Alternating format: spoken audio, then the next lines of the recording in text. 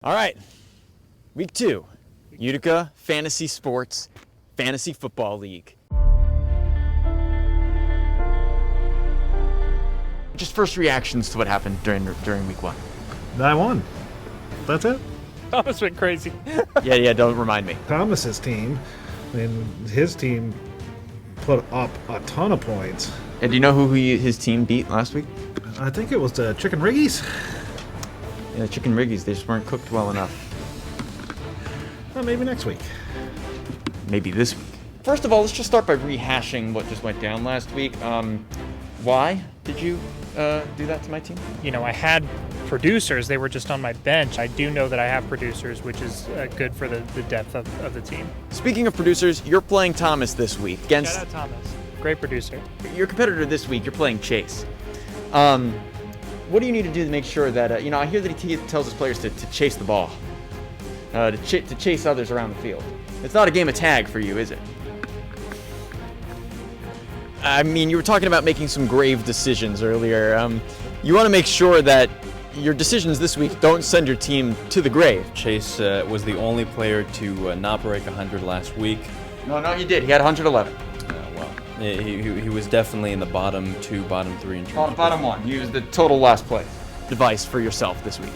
Because we don't need to take your advice. It really didn't work out last week. This was the first week you've ever played fantasy football last week, right? Yeah. So, what is just your gut reaction to how things went?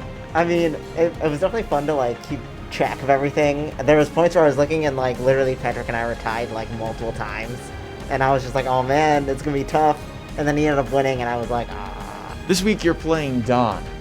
Don, he was very fierce in his team name, like we discussed, the team with the most points. Is he going to have the most points this week? No. Can you give me that expression one more time? What was that like? I was, bummed about it, so I was like, ah. Hopefully, Didi forgets to set their lineup. I'm sorry, I don't think I caught that. One more time? I don't remember who they had a couple people put up some big points. You've only played one game this week. I know. There's no games to really get this confused with. You were both very close there. So, was that was probably the most intense thing you've experienced in your life. Oh, for sure. Definitely. I definitely thought I was going to win, and then when I didn't, I was like,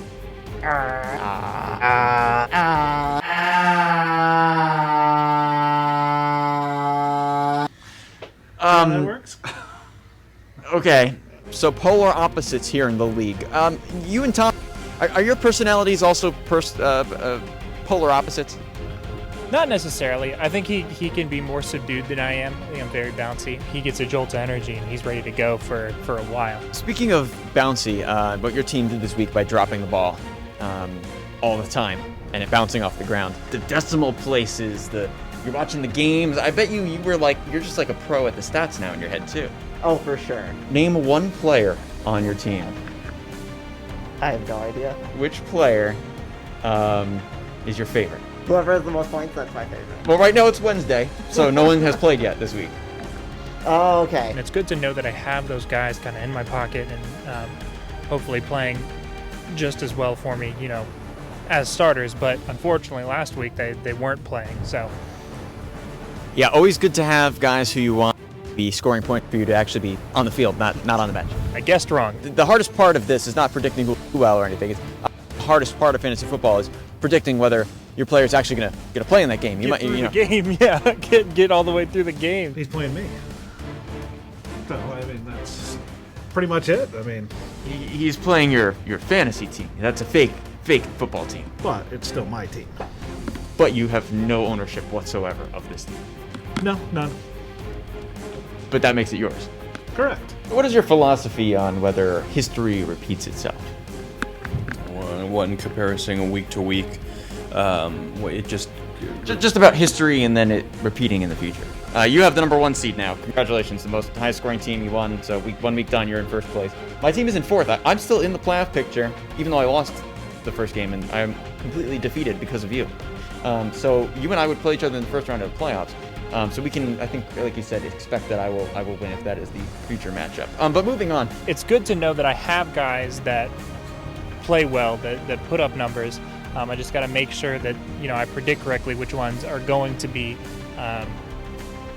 putting up those numbers and they're not scoring those on my bench. Because that's the key to fantasy football is predicting accurately. Right. I've got to stay on top of it. Like this past Sunday, it was 2 o'clock when I remembered fantasy football.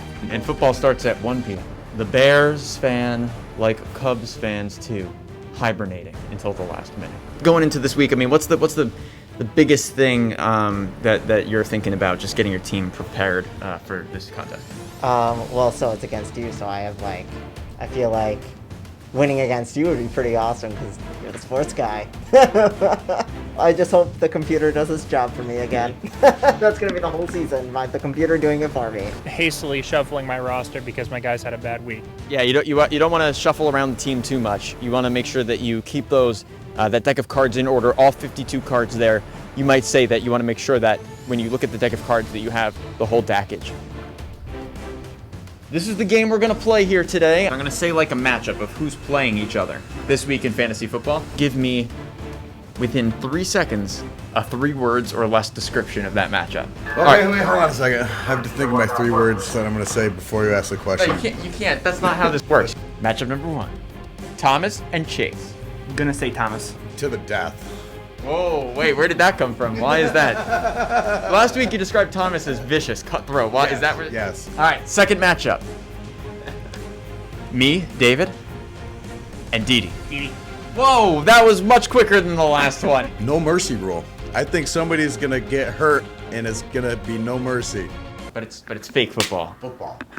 Patrick and Don.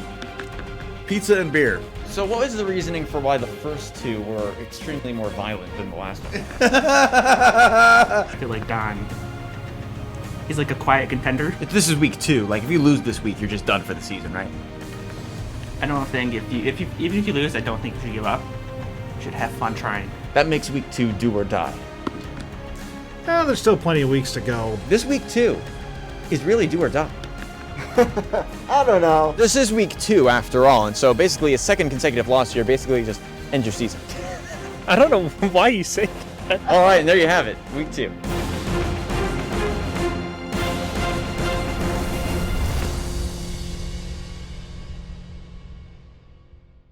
Matchup number 2. No pressure.